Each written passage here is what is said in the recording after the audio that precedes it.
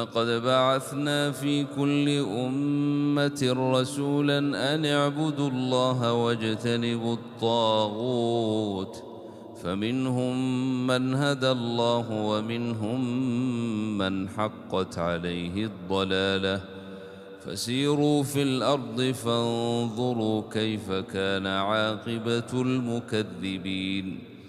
إن تحرص على هداهم فإن الله لا يهدى من يضل وما لهم من ناصرين.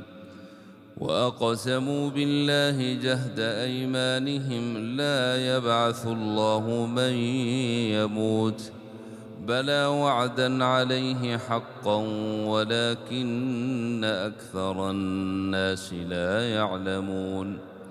ليبين لهم الذي يختلفون فيه وليعلم الذين كفروا أنهم كانوا كاذبين. إنما قولنا لشيء إذا أردناه أن نقول له كن فيكون.